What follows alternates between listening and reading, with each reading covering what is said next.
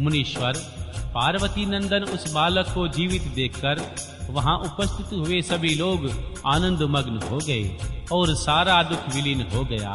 तब हर्ष विभोर होकर सभी लोगों ने उस बालक को मां पार्वती जी को दिखाया। अपने पुत्र को जीवित देखकर मां पार्वती परम प्रसन्न हुई। अध्याय 13 व 17।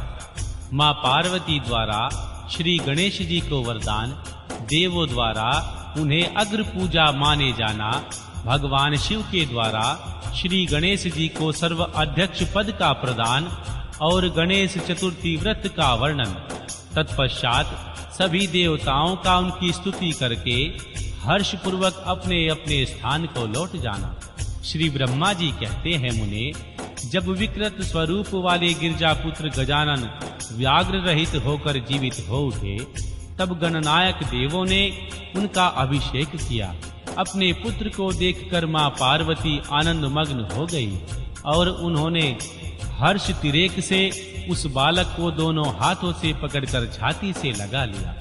फिर अंबिका ने प्रसन्न होकर अपने पुत्र श्री गणेश को अनेक प्रकार के वस्त्र और आभूषण प्रदान किए। तदनंतर सिद्धियों ने अनेकों विधि विधान से उनका पूजन किया और माता ने अपने सर्व दुखहारी हाथ से उनके अंगों का स्पर्श किया। इस प्रकार शिव पत्नी पार्वती देवी ने अपने पुत्र का सत्कार करके उनका मुख चूमा और प्रेम पूर्वक उसे वरदान देते हुए कहा, बेटा, इस समय तुझे बड़ा कष्ट झेलना पड़ा है, किंतु अब तू कृत्य हो गया है। तू धन्य है। सबसे संपूर्ण देवताओं में तेरी अग्र पूजा होती रहेगी और तुझे कभी दुख का सामना नहीं करना पड़ेगा। चूंकि इस समय तेरे मुख पर सिंदूर दिख रहा है, इसलिए मनुष्य को सदा सिंदूर से तेरी पूजा करनी चाहिए। जो मनुष्य पुष्प, चंदन, सुंदर गंध, नैवेद्य, रमणीय आरती, तंबूल और दान से तथा परिक्रमा और नमस्कार करके विधि पूर्वक तेरी पूजा करेगा, उसे सारी सिद्धियां हस्तगत हो जाएंगी और उसके सभी प्रकार के विघ्न नष्ट हो जाएंगे। इसमें लेश मात्र भी संशय नहीं है। श्री ब्रह्मा जी कहते हैं, मुने, महेश्वरी देवी ने अपने पुत्र श्री गणेश से यों कहकर उसे नाना प्रकार की वस्तुएं प्रदान करके पुनः उनका अभिनंदन किया। विप्र, तब गिरजा की कृपा से उसी क्षण देवताओं और शिवगणों का मान विशेष रूप से शांत हो गया। तदनंतर इंद्र आदि देवताओं ने हर्षातिरेक से शिवा की स्तुति की और उन्हें प्रसन्न करके वे भक्ति भाव चित्त से श्री गणेश जी को लेकर भगवान शिव के समीप गए। वहां पहुंचकर उन्होंने त्रिलोकी की कल्याण कामना से भवानी के उस बालक को भगवान शिव की गोद में बिठा दिया। तब शिव जी भी उस बालक के मस्तक पर अपना करकमल फेरते हुए देवताओं से बोले, यह मेरा दूसरा पुत्र है। तत्पश्चात श्री गणेश जी भी उठकर भगवान शिव के चरणों में अभिवादन करते हैं। फिर मां पार्वती को, मुझको और श्री विष्णु और महर्षि नारद आदि सभी ऋषियों को प्रणाम करके आगे खड़े होकर उन्होंने कहा, यो अभिमान करना मनुष्य का स्वभाव ही है, अतः आप लोग अपराध क्षमा करें। तब मैं भगवान शंकर और श्री विष्णु इन तीनों देवताओं ने एक ही साथ प्रेम पूर्वक उन्हें उत्तम वर प्रदान किए। सुरवरों, जैसे त्रिलोकी में हम तीनों देवों की पूजा होती है, उसी तरह सबको इन श्री गणेश जी का भी पूजन करना चाहिए। मनुष्य को चाहिए कि पहले इनकी पूजा करने के पश्चात हम लोगों का पूजन करें।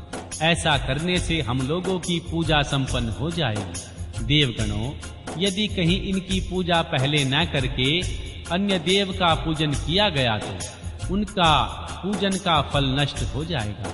इसमें अन्यथा विचार करने की आवश्यकता नहीं है। श्री ब्रह्मा जी कहते हैं, मुने, तदनंतर श्री ब्रह्मा, भगवान विष्णु और भगवान शंकर आदि सभी देवताओं ने मिलकर मां पार्वती को प्रसन्न करने के लिए वहीं श्री गणेश जी को सर्व अध्यक्ष पद घोषित कर दिया।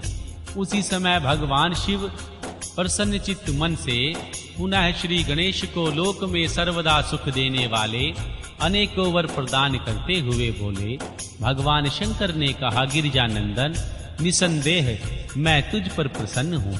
मेरे प्रसन्न हो जाने पर अब तू सारे जगत को ही प्रसन्न हुआ समझ। कोई भी तेरा विरोध नहीं कर सकता। तू शक्ति का पुत्र है, अतः अत्यंत तेजस्वी है।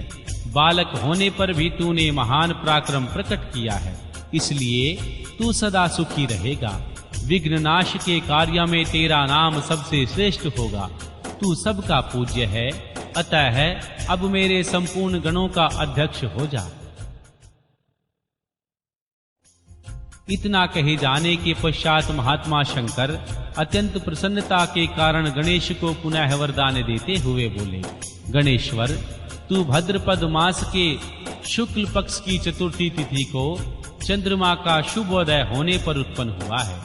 जिस समय गिरजा के सुंदर चित्त से तेरा रूप प्रकट हुआ, उस समय रात्रि का प्रथम पहर बीत रहा था। इसीलिए उसी दिन से आरंभ करके उसी तिथि में तेरा उत्तम व्रत करना चाहिए। यह व्रत परम शोभान तथा संपूर्ण सिद्धियों को प्रदान करेगा। वर्ष के अंत में जब पुनः वही चतुर्थी आ जाए, तब तक तेरे कथानुसार तेरे व्रत का पालन करना चाहिए।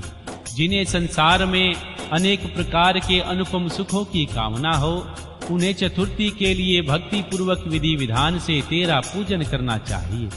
जब मार्गशीर्ष मास के कृष्ण पक्ष की चतुर्थी आए, तब उस दिन प्रातः काल स्नान करके व्रत के लिए ब्राह्मणों से निवेदन करें।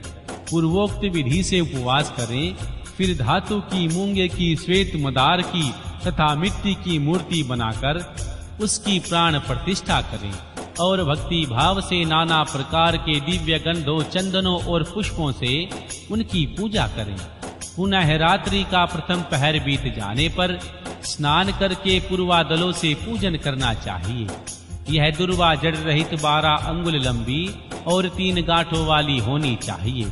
ऐसी 100 अथवा 21 दुर्वा से उस स्थापित प्रतिमा की पूजा करें।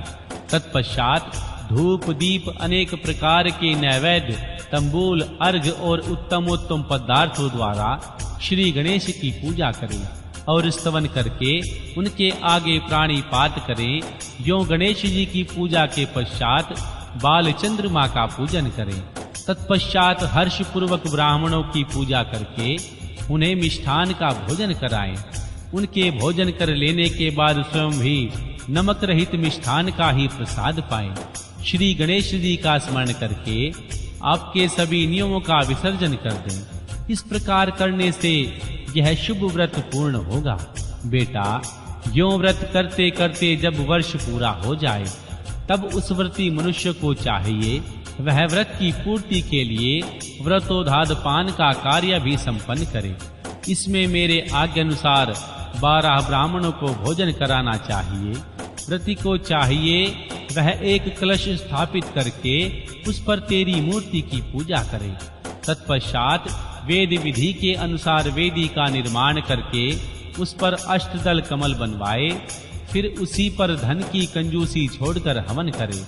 पुनः मूर्ति के सामने 2 स्त्रियों और 2 बालकों को बिठाकर विधि पूर्वक उनकी पूजा करे और सादर उन्हें भोजन कराए। रात में जागरण करे। प्रातः काल पुनः उनके पुनरागमन के लिए विसर्जन करा दे। बालकों से आशीर्वाद ग्रहण करे, स्वस्ति वाचन कराए और व्रत की पूर्ति के लिए पुष्पांजलि निवेदित करे। फिर नमस्कार करके नाना प्रकार के कार्यों की कल्पना करे। इस प्रकार इस व्रत को पूर्ण करता है, उसे अभिष्ट फल की प्राप्ति होती है। श्री गणेश जो श्रद्धा सहित अपनी शक्ति के अनुसार नित्य तेरी पूजा करेगा, उसके सभी मनोरथ सफल हो जाएंगे। मनुष्यों को सिंदूर, चंदन, चावल, केतकी, पुष्प आदि अनेकों उपचारों द्वारा गणेश्वर का पूजन करना चाहिए। यों जो लोग नाना प्रकार के उपचारों से भक्ति पूर्वक तेरी पूजा करेंगे, उनके विघ्नों का सदा के लिए नाश हो जाएगा और उनकी कार्य सिद्धि होती रहेगी। सभी वर्ण के लोगों को, विशेषकर स्त्रियों को यह पूजा अवश्य करनी चाहिए तथा अभ्युदय की कामना करने वाले राजाओं के लिए भी यह व्रत आवश्यकता कर्तव्य है। व्रती मनुष्य जिस जिस वस्तु की कामना करता है उसे निश्चय वह वस्तु प्राप्त हो जाती है।